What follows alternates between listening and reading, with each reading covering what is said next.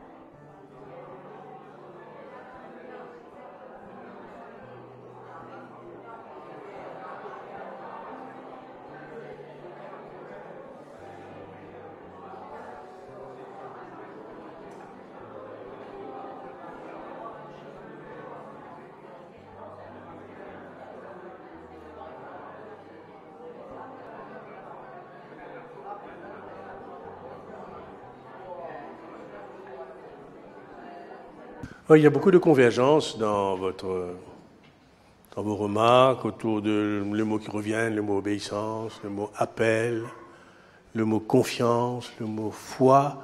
C'est bien un mot qui nous dit. Mais, moi, pour penser toujours un peu pas comme ça, et il ne faudrait pas nous oublier avant qu'il nous ramène ça à nous. Est-ce qu'il m'a quitté? Est-ce qu'il m'a pour accepter? Est-ce qu'il m'a confiance? Est-ce qu'il m'a la foi? Avant de ramener ça à nous, nous avons un autre exercice pour faire. Et l'exercice, c'est consister à comprendre le texte lui-même.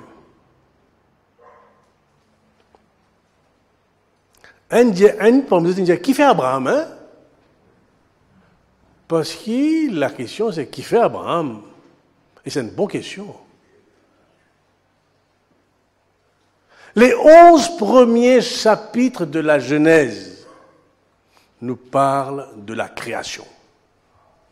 Création de l'homme, création du péché, création de la guerre entre 2 frères, la création c'est comment le mal et puis le déluge est arrivé et puis fin réré encore.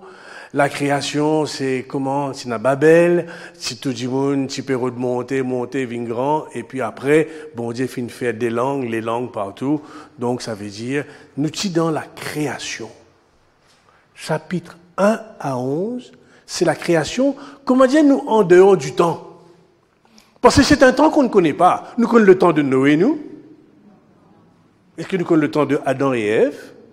Est-ce qu'il nous connaît le temps de Caïn et Abel? Est-ce qu'il nous connaît le temps de Babel?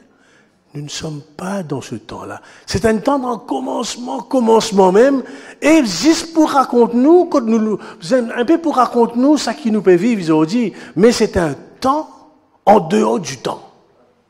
Parce qu'il y a la création. Qui c'est là qui se la joue la création? Vous comprenez qu'on peut dire ça là? Donc, pendant 11 chapitres, nous sommes dans un temps qui n'est pas le temps. Nous, en dehors du temps. Pour expliquer-nous l'origine, l'homme et la femme, l'origine du péché. Qui connaît l'origine du péché? Qui c'est qui dans ce jardin? Qui c'est là-dedans? Personne, nous ne connaissons pas ça. Mais peut dire nous, peut faire nous comprendre quelque chose. Pareil, comment Babel, qui fait il a toutes les langues sur la terre. On a pu expliquer. Il y a les langues sur la terre parce qu'à l'origine, c'est une seule langue et tout le monde qui coopérait pour monter bonnes affaires et se typer contre Dieu. Se typer déclame. Ouais, devant bon Dieu. Tu te comprends là? Les là, dis-nous comme ça, fin gagne, Babel fin tomber, ben peuple fin dispersé et fin gagne les différentes langues, différentes la religion, pour que l'homme pas vienne un seul liqueur, il est aussi grand que bon Dieu. Donc, ça c'est un temps qui est en dehors du temps, ça. Nous pas connaissons ce temps-là, mais qui peut dire nous un peu, en quelque sorte, ce qui nous est aujourd'hui. Mais c'est un temps qu'on ne connaît pas. Nous rentrons dans le temps avec Abraham. Pour la première fois dans le texte biblique, nous prenons un personnage, en guillemets, historique de l'histoire qui peut raconter des affaires qui nous connaît. Nous connaissons quand Israël était, nous connaissons quand Chaldée était, parce qu'il n'y a pas de nous en Eden là, pas de nous Babel, pas de nous, je ne sais pas qui, Caïn et Abel. Puis nous rentre dans l'histoire. Et ça c'est important. Et quand nous rentrons dans l'histoire humaine, dans l'histoire de l'humanité, alors qui l'y peut causer? Nous mettons un coup de ça, la carte avec Our, Chaldée. Ouais. L'histoire de l'humanité, de cette partie du monde. Demande les choses? Pardon. Ouais, l'histoire de l'humanité, donc ça, elle la met, ça, hein?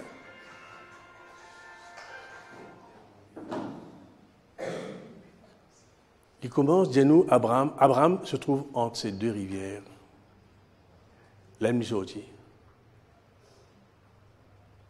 l'Euphrate et le Tigre. C'est un endroit bien riche,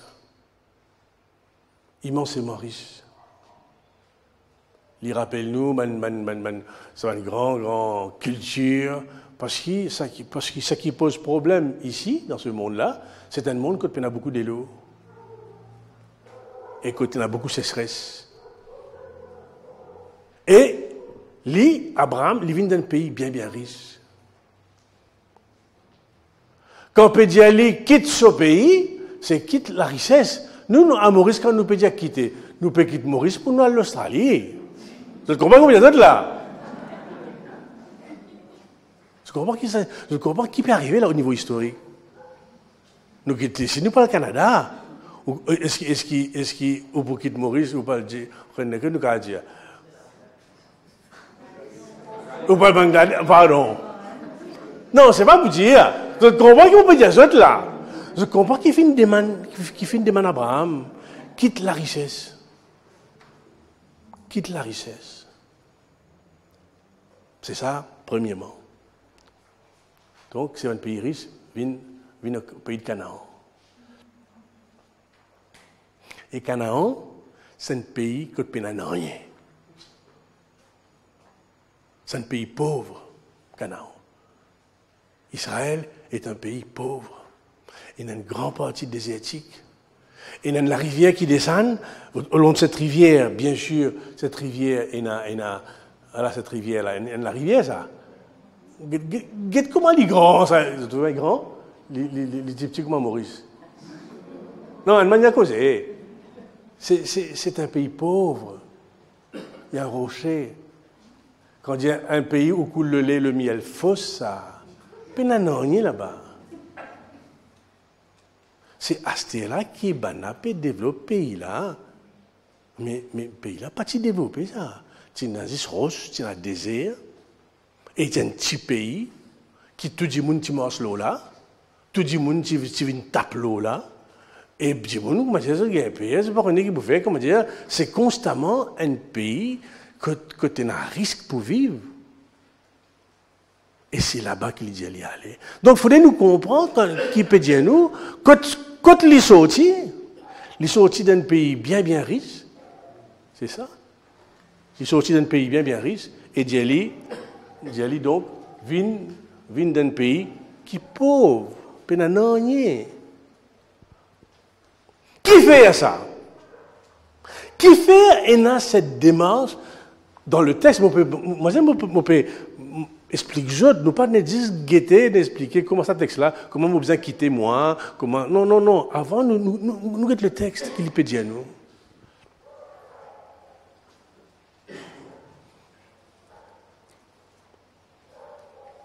Le mot Abraham, il a une signification. Le mot lui-même. Mon cause ça dans Sainte-Anne, dimanche.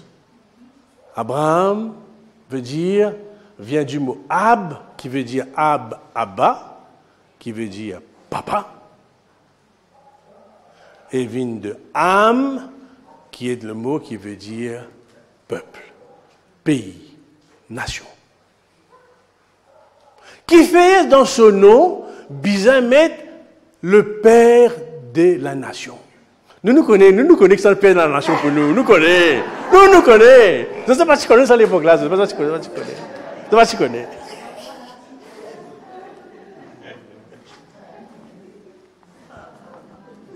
Non. En fait, c'est une appellation fondamentale.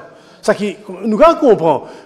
Qui ça veut dire le père de la nation? C'est-à-dire un papa qui rassemblait tout le monde.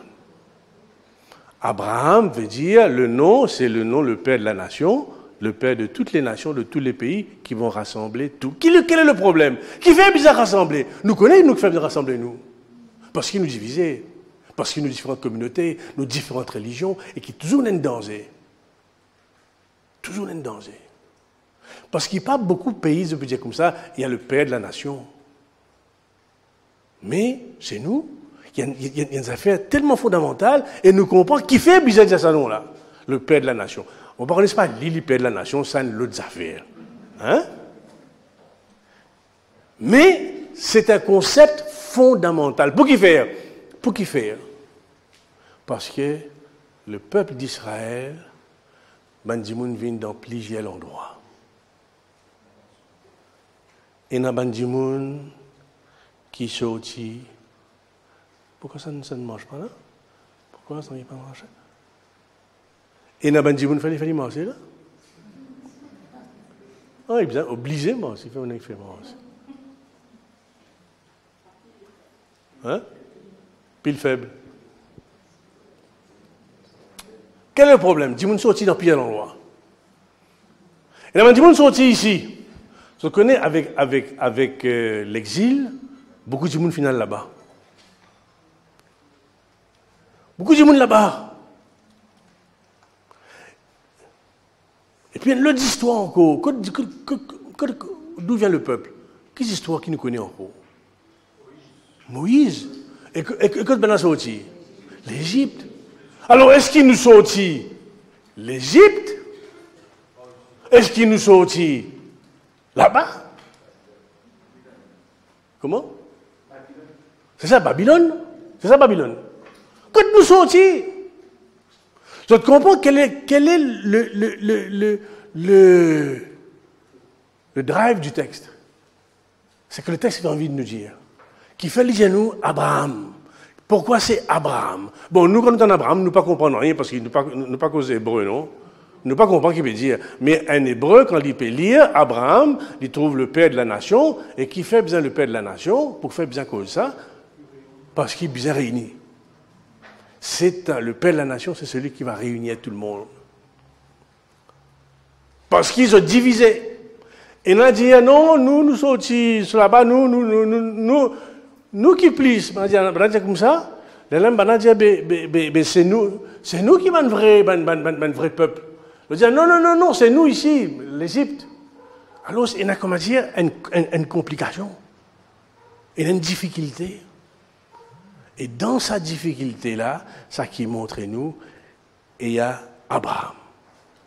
Et qu'est-ce qui caractérise Abraham? Qu'est-ce qui va caractériser le peuple qu'il sorte de l'Égypte, qu'il sorte de Babylone? Le texte pas mettre l'accent, le côté de sorti, c'est pas tout blanc, tout noir, c'est pas tout vert, tout jaune, c'est pas ça. C'est pas qui te causé, qui langage te causé. C'est pas là que le texte va mettre. Qu'est-ce qui va réunir le peuple? C'est la foi. La foi. Peu importe où tu es sorti, l'Égypte ou Babylone, peu importe, ce qui est fondamental, c'est la foi. Et la foi, elle va elle va se montrer à travers la vocation. Parce que c'est la vocation qui constitue la foi, qui constitue la vie du peuple. Aussi bien, vous avez vu, aussi bien avec Jésus et ses disciples, aussi bien avec l'appel de Marie, et aussi bien avec l'appel d'Abraham. C'est la vocation, c'est l'appel qui nous constitue comme peuple. Quel que soit quand nous sortis les nord, les sud, quel que soit. Et quoi, vous savez, pour le peuple créole, le peuple chrétien, c'est fondamental. La foi. Bon, alors ce qui est vrai, c'est qu'aujourd'hui, c'est plus compliqué, plus complexe, parce que nous appartenons à différentes dénominations chrétiennes. Mais quelles que soient nos dominations chrétiennes, comment dire, vous êtes réfléchis là. Pareil, on peut réfléchir à partir du texte, parce qu'il nous sortit partout. Mais le texte dit ce qui est fondamental, c'est que nous avons été appelés. Et que ce qui nous constitue comme peuple, c'est la foi en Dieu. Et lui, Abraham, on l'appelle le papa de la foi. Il est le papa de la foi, le père dans la foi. Et donc, c'est tout ceci à traverser Israël jusqu'à Jésus. Jésus va parler d'Abraham comme le père, le père de la foi. Jésus va en parler dans Saint Jean. Est-ce que vous pouvez comprendre ce que je peux dire là? Comment dire, nous devons comprendre que ça sortit, d'abord nous passons de la création, nous entrons dans l'histoire. Et dans l'histoire, qui fait Abraham? Qui fait Abraham? Parce qu'il y a un problème dans Israël. Et il y a des peuples venant me dire, est-ce que moi, je suis sorti de Moïse? C'est ça qui est bien dire. Moi, je suis sorti de l'Égypte, est-ce que c'est ça qui est le fondement d'Israël? Moi, je suis sorti de Babylone, mon vini, c'est ça qui est le fondement d'Israël. Non, ce qui fonde d'Israël, peu importe d'où nous venons, c'est la foi. Et la foi, elle est fondée sur la vocation. Et c'est comme ça, comment dire, c'est assez extraordinaire que la Bible commence avec la vocation. Alors, quitter. On entend beaucoup quitter. Il ne faudrait pas, comment dire, quoi, quand on peut dire nous quitter, comment dire, aujourd'hui, là, je sais pas, Brigitte quitte ta famille, je sais pas, l'Australie, pas ça, peut dire nous. Voilà. Non, quitter, c'est nous tous, nous avons quitté quelque chose. Pas dire qui nous besoin quitter aujourd'hui, parce que, comment dire, une question un peu, nous vous quitter, non, qui vous quitte aujourd'hui? Qui nous besoin nous peut quitter? Nous ne quittons rien. Mais seulement, dans notre expérience, dans l'expérience de la foi, dans notre expérience humaine, nous avons quitté. C'est beaucoup plus là qui nous a travaillé. Ouais, mon pas chef, mon gars a quitté. Non, non, non, non, non. Qui m'a fait quitter depuis mon terre? C'est beaucoup plus dans ce sens-là qu'il nous a quitté. Abraham fin quitter pour fonder un pays, une nation, pour fonder ce pays. Mais quand nous fin qui nous besoin quitter? Attends-moi pour poser cette question-là. Mais ce qui est fondamental, le mot quitter, c'est un mot qui résume un peu notre vie. Parce que, oui, c'est toujours Sainte-Anne, parce que j'étais là-bas. Je dis, la première fois qu'il nous quittait, c'est quand nous quitte devant nous, maman. Parce que quitter, c'est très difficile. Parce qu'il n'a pas envie qu'il se vende. Parce qu'il nous dit bien, nous dit manger, nous dit boire, nous dit tata. Tout nous dit faire dans ce ventre. Nous passons dans qu'un tracas. Oui, non? Et d'ailleurs, quand on fait nous quitter, qui nous fait, ça va le dire nous pleurer là. Ça va le dire nous crier là. Pas envie de rentrer. Mais ça, c'est... Mais nous pas capables de rentrer. Fini, bien quitter, bien aller. Donc, quitter, c'est une action fondamentale de la vie humaine. Et il a commencé quand nous vivons dans la terre, premièrement. Donc, il faut pas dire, nous faisons réfléchir à ça. Ah, maintenant, au fond, nous faisons quitter quelque chose. Bonsoir. Avec ce qui l'explication est gagnée, ça, je suis à l'écoute, mon Dieu, vous êtes Dieu, on fait mon sentiment appelé à Dieu quand j'ai quitté. Moi, pour suivre Jésus, par la foi, je quitte tout, la richesse, ma famille, je quitte tout pour venir vers Jésus. C'est pas grand-chose qui m'a quitté, mais c'est bien difficile. Mais après, quand on est de ce côté, je suis bien content parce que je suis bien riche en amour avec Dieu.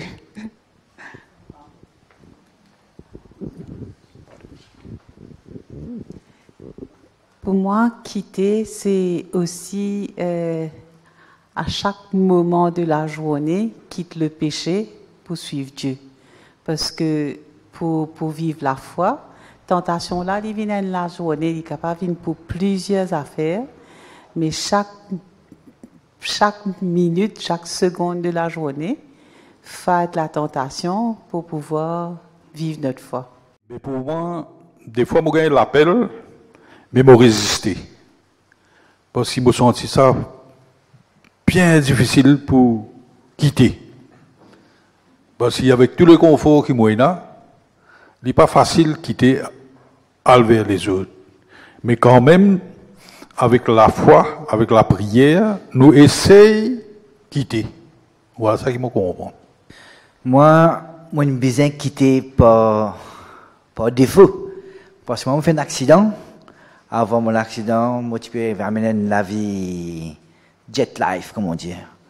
Dans la discothèque, dans les courses, dans le casino, dans tout ça là.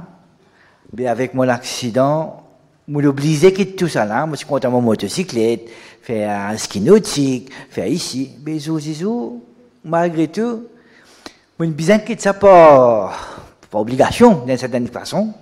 Quoi qu'il m'en fait beaucoup d'affaires. Mais je suis besoin de quitter tout ça là. Et dans tout ce que je quitte là, c'est bon Dieu qui me fait moi passer tout ça là. Parce que parfois quand Dieu me dit, hey Roby, je m'admire à toi, tu as fini ça. Je dis non, pas moi. Bon Dieu qui me prend moi, qui m'amène moi, qui jusqu'à là, si mon azo dit c'est lui. Mais je suis besoin de quitter pour suivre lui. Je suis bien content. C'est un blessing in disguise, l'accident là. Mais je dis heureux. Alors moi, je quitte beaucoup quelque chose, mais je peux choisir des histoires. À l'époque, moi, je fais travailler dans la compagnie d'éducation financière qui fait gagner bien l'argent. Et là, du jour au lendemain, c'est vrai, il y a une restriction. Et ben, elle m'a fermé le service et me retrouve moi à chercher d'autres emplois. Et moi, j'ai envie tout le temps, côté, ça y est, travailler avec les enfants. Mais c'est vrai, le salaire, il est parti fameux. Et Enzo m'a à la retraite, et dans sa retraite-là, juste avant, il tient un portage, je vais me rendre un petit peu en retard. Et dans Carrefour, ben, on peut dire, ah oui, tu peux gagner 50 000 et tout ça, mais Enzo, il n'a rien, ça quand je casse là, et il est malheureux. Donc, il fait l'argent, vient tout, comme si, vient au bonheur, etc. Et ça, comme m'a répond à moi, ils ont dit, moi, moi, travaille avec des enfants spécialisés, c'est-à-dire, mon quitte vraiment sa richesse, sa confort qui me tient dans la bala, et, mon travail avec des enfants spécialisés, c'est vrai que le salaire n'est pas énorme, mais ce qui me gagne en retour, c'est beaucoup. Et aussi, mon quitte mon confort, mon la case, mon temps pour aller, pour me former spirituellement. Et par rapport, comme me former spirituellement aussi, mon quitte mon mauvais, bon, mon pas parfait, mon a man défaut, tout ça. Et peut-être dans mon couple longtemps, si te mettez, mais avec, la parole du Seigneur, n'apprendre moi, comment dire, vraiment c'est-à-dire une quitte, bon, défaut, c'est ça. Moi, ce qui m'a quitté dans la vie, tout le temps, je suis gagné la case. Tout le temps, je priais, je disais, donne-moi la case. Et tant que je gagne la case, je range la case, je fais la case, je jolie. Tous les jours, je suis là, c'est même, je gagne la case. Je dis, pour moi-même, ça, extra joli, je fais ça la case. Je dépense beaucoup, casse là, je fais la case. Après, tellement, je suis content, je commence à prier, je fais une formation, tout ça là. Mais quand je gagne des petites affaires, quand je besoin prier dans la case, je ne suis pas capable de prier contre moi. Radio peut jouer là-bas, Ravane peut battre par ici, la guerre, c'est à côté là. Mon sentiment n'est plus capable. Mais Enzo, comment dire, je me lever grand matin, je me dis non. Tu as besoin de quitter là, toi, aller. Sans regret, sans chagrin, sans non. Je me quitter pour me capable de prier. Je quitte la case, je ne pas me pas derrière du tout. Je sorti dans la case, je aller pour me gagner la paix, me gagner la tranquillité, vraiment, me sentir bien quand je suis dans la joie, je peux prier, je peux aller à mon vie, puis une tapage, parfois, je retourne dans une petite tapage là, mais je gagne la paix extraordinaire. Je dis, Jésus, merci qui m'ont quitté. Pas qu'ils n'ont pas pensé, hein. Mais c'est le mot qui accompagne l'ordre ou l'appel, qui accompagne la foi. Quel est ce mot? Sacrifice, l'amour, réponse, rupture. Montagne là. La promesse.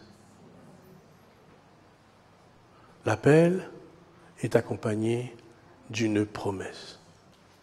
Quitte tout et je te montrerai le pays. C'est la promesse. En fait, qu'est-ce qui caractérise Dieu? Qui est Dieu? C'est celui qui te cause, qui te parle, mais il te promet. Si tu viens avec moi, te pour bien, te pour béni. Et c'est ça qui nous entendre à travers Robert, dans ce témoignage, même si ça passe par toutes sortes de situations, une obligée, mais ça appelait la bénédiction. C'est Yasmine, Dienou, Linkit, sa famille, pour la foi, pour suivre Jésus, mais ça amène. C'est une promesse. Quand Dieu appelle, il promet. C'est comme Cindy qui dit nous, il finit quitte ce travail, il finit prendre un autre travail, que de moins payé, mais ça qu'il a gagné, c'est énorme. Ça, c'est la promesse de Dieu. Quand Dieu appelle, il promet. Alors, quand nous finissons qui nous finit quitter, ça fait qu'on n'a pas fini de temps qui finit quitter, et pourtant c'est le cas pas de tout le monde, mais de 90% d'entre vous qui êtes ici, 80%. C'est que vous avez quitté votre famille, non? Pour aller avec votre madame, votre biché, non? C'est pas de faire ça? Et puis ça a pu être catastrophe, comme ça a pu être la promesse a marché.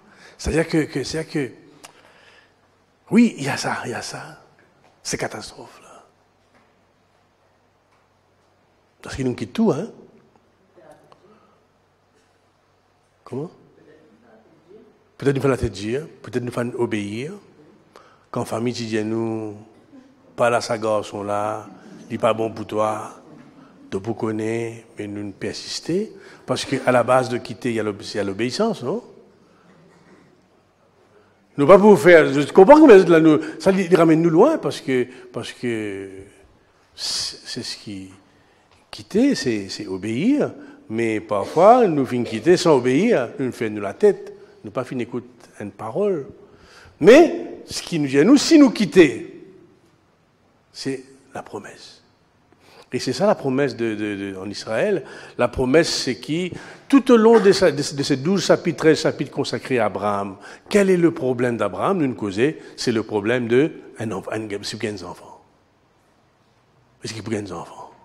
Tel point, il prend des enfants, il prend sa servante, Agar. Il gagne des enfants de sa servante, là. Il y a beaucoup de jalousie entre les deux femmes. Parce que quand il gagne des enfants, quand ses enfants, Agar n'est plus sa maîtresse. Non, ne regarde plus sa maîtresse comme étant une dernier des derniers. Et elle souffre tout ça. Donc, et puis, est-ce qu'il pour gagner des enfants, pas pour gagner des enfants? Il y a une alliance tout au long une alliance entre Dieu et Dieu continue à promettre. Et il peut envoyer 3 personnes, en fait 3 anges, pour dire l'année prochaine, à la même période, Sarah va enfanter. Et que donc, c'est au cœur de quitte la promesse, il y a tout le doute. Est-ce que ça peut réaliser ou pas? Parce qu'il n'est pas automatique. Pendant ça fait comment dire automatique. Est-ce que la promesse va se réaliser? Est-ce qu'il y aura un plus? Et c'est tout le doute qui nous traverse. Et cette fois-ci, qu'il y a une promesse, que l'enfant est né, et puis à un moment donné, il peut dire, va sur la montagne, donne-moi 2 enfants. Comment est-ce que Dieu peut demander ça? Donne-moi ton enfant. Mais ce Dieu nous montre, non, c'est pas ton enfant que je veux. J'ai vu que tu es l'homme de la foi. Ça, c'est chapitre 22, ce grand texte de Isaac et Abraham. Et ça se termine par la mort, oui, je crois que... non, pas la... Oui, la mort d'Abraham, mais juste avant qu'Abraham ne meure, Sarah va mourir, et quand Sarah meurt, Léa dit comme ça, à Rodentifie, pour toi, à Rodentifie pour Isaac, elle a redentifié, et quand Rebecca, Vini et Isaac, elle a Abraham pour mort. Donc, au cœur du chapitre 12 à 25, de quoi on parle? Le texte de quoi parle? Parle de une descendance, les nations, les peuples. Est-ce qu'il nous peut gagner la promesse? Est-ce que Dieu va réaliser sa promesse? Mais ça a été très, très, très long. Très long. Et moi, quand nous pécons quitter, nous pécons la promesse, nous besoin aussi dire, il y a beaucoup d'échecs. Parce qu'il y a des échecs. Alors, c'est étonnant que vous n'ayez pas pris la vie de couple pour parler de quitter. Ce que vous avez dû quitter. Hein? Je crois que c'est un bon exemple, la vie de couple, si c'est pas trop difficile. Mais la vie de couple, elle est faite d'échecs. Il y a des couples, c'est l'échec. Et comment en parler? Comment en parler?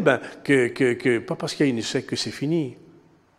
Et c'est que Dieu ne nous abandonne pas. La promesse, c'est pas une affaire, comment dire, pas une affaire d'automatique, mais c'est une longue lamasse. Et ça prend beaucoup de temps, parfois. Est-ce que c'est clair? Est-ce que c'est bon ce que je vous dis là? Hein? L'appel, la foi, la promesse fondamentale. Et est-ce que ça va se réaliser? Est-ce que ça aura lieu? Hein? Donc voilà. Donc Abraham pose des questions parce qu'il, lui-même à travers ce long cheminement, lui-même dit, est-ce qu'il faut gagner des enfants? Pas pour gagner des enfants. Il dit, me décourager. Il dit, comment une femme de 75 ans, 80 ans, ça se met à causer, hein, ou de 100 ans, peu importe, pour capable de gagner des enfants. Donc, Le texte est facile, mais pas vin los autres directement. Ça, c'est le grande tentation.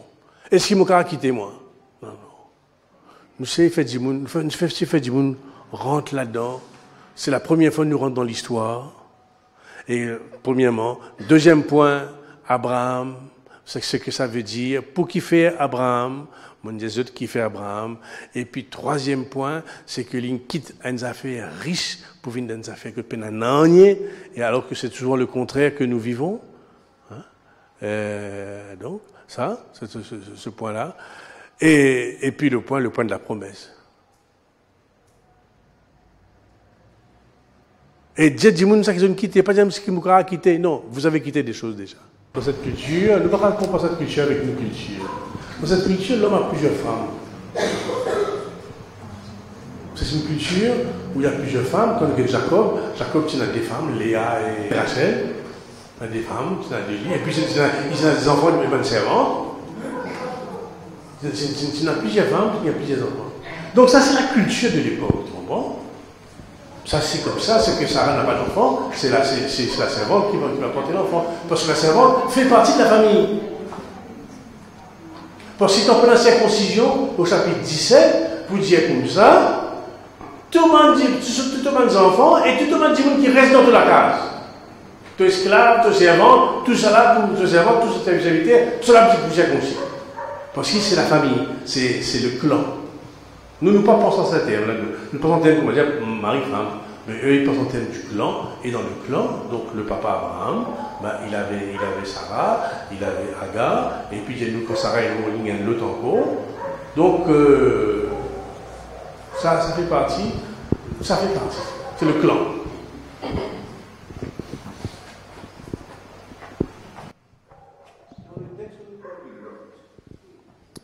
Oui, le neveu. Pas une cause dit tout, un coup de l'appareil. Et un coup de l'appareil ici. Il suit ce tonton. Le neveu. En fait, à travers l'autre, il y a un peuple qui peut naître. D'autres peuples qui vont naître. Ce qu'on veut expliquer, c'est que tous ces peuples de la terre, tout cela vient depuis Abraham. Depuis Abraham, il a fini un tel, tout ça. Il y a Jacob, Isaïe, non, les mêmes. Ouais. Voilà. En fait, ça paraît facile, mais c'est un peu difficile, non?